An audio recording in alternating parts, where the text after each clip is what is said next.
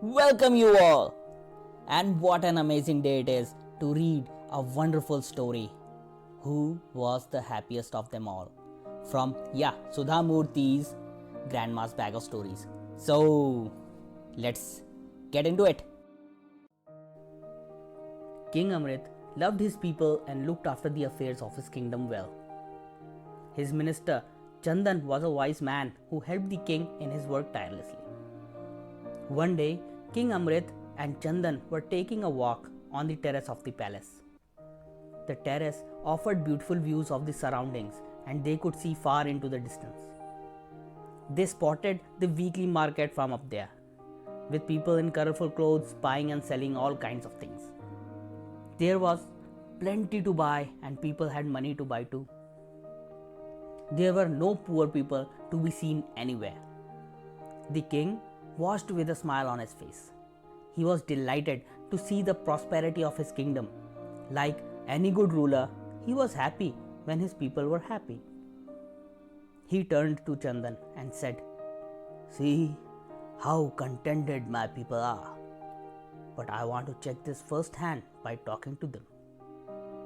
Tomorrow, summon people from all walks of life to the court, and I will ask them myself how they are doing."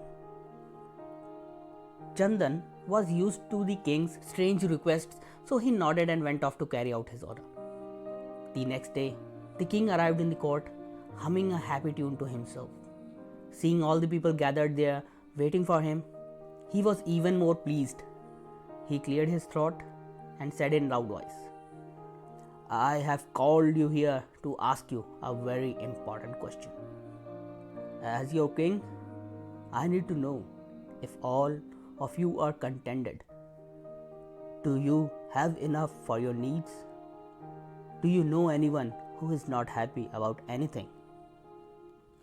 The citizens looked at each other, thought for a while, and slowly, one by one, they came forward to answer.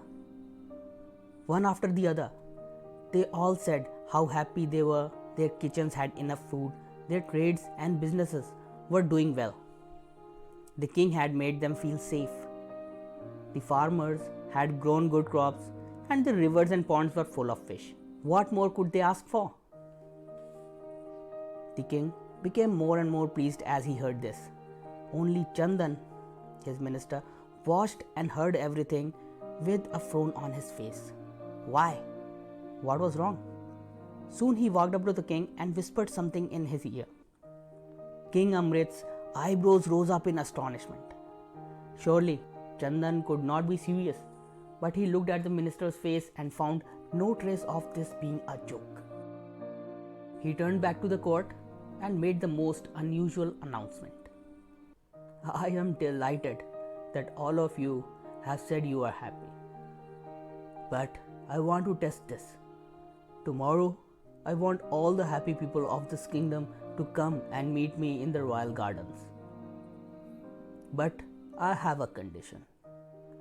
All of you will have to enter the garden from the main gate. Walk across and meet me by the gate at the rear of the garden.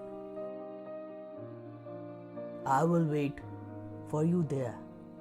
When you enter the garden, you will be given a sack each, and you can pick whatever fruits or flowers your heart desires." An excited buzz broke out among the crowd. It sounded like a lot of fun. No one was usually allowed to enter King's special garden. He had planted trees from all over the world in that garden, and it was said to be filled with all kinds of beautiful and strange plants. Right on time, the next day, everyone gathered at the gate of the garden. At the time the king had told them, the guards opened the gates and handed out the sacks. Men, women, and children started roaming around the beautiful garden. They spotted juicy apples and plump mangoes hanging from trees. They picked these till they saw ripe pomegranates bursting with juice, grapes, and colorful flowers no one had ever seen before. People went about picking whatever they wished for and filling their sacks with them. But as they walked further into the garden, it became wilder, more like a forest, and there they saw trees laden with apples of gold, mangoes of silver, and flowers studded with gems and jewels. Everyone emptied their sacks of the fruits they had collected earlier and started madly filling them up with these precious fruits and flowers.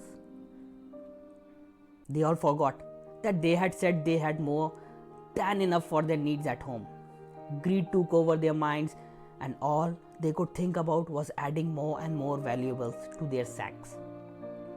The fruits which they had picked earlier and had tasted to be as sweet as nectar now lay in heaps around the garden, forgotten and left to rot. Then, with their sacks filled right to the top, the citizens made their way to the rear gate of the garden where the king was waiting.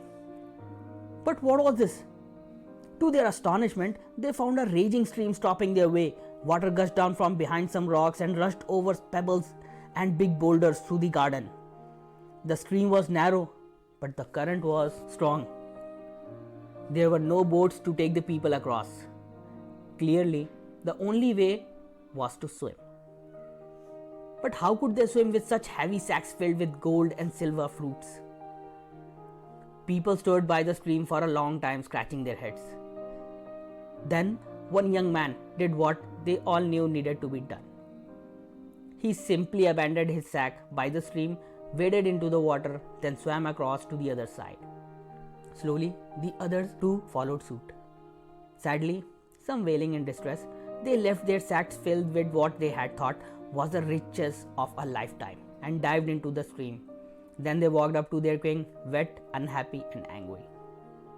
King Amrit and Chandan watched them trudge up in their soaking clothes.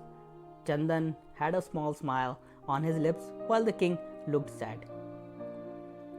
When they had assembled in front of them, he said, "When I asked you yesterday if you were happy with your lives, all of you said you were contented and did not need anything more.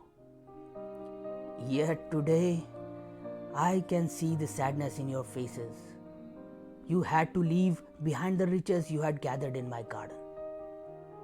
If you were really happy with your lives, why did you gather the jewel fruits, and why are you so sad now?" Everyone looked down, ashamed at their behavior. Only the young man, who was the first to cross the stream after leaving his sack behind, seemed to be unconcerned. Chandan spotted his tearful face in the crowd and beckoned him forward. Then he asked, "Tell me, are you not sad you had to leave behind so much of wealth that suddenly came your way?" The man said, "I didn't pick the jewel fruits and flowers. I had picked some of the lovely tasty fruits and had eaten my fill to them. In my sack, I had kept some others for my little daughter who was at home. I had thought she would enjoy these tasty apples and mangoes. But when I saw there was no other way to go across the stream, I did not think twice about leaving my sack by the river. My little girl can get tasty fruits from some other garden too. But I am so happy the king let us all wander about his garden, looking at the trees and plants and animals. He is a great king for having created this place of beauty, and it was a pleasure walking around there." Finally, a smile appeared on King Amrit's face. Chandan turned to him and said, "Your Majesty, I hope you now realize that people's contentment does not end with having enough food or money. They also need to be truly happy inside. Only then will they not be swayed when they gain or lose weight. This is a lesson that everyone, whether a king or a commoner, needs to remember." The king nodded, as did his subjects. This was a lesson they would not forget in a hurry. That's it for today. Thank you for listening. If you haven't subscribed yet, do subscribe and click that bell icon. Keep sharing your love. Thank you.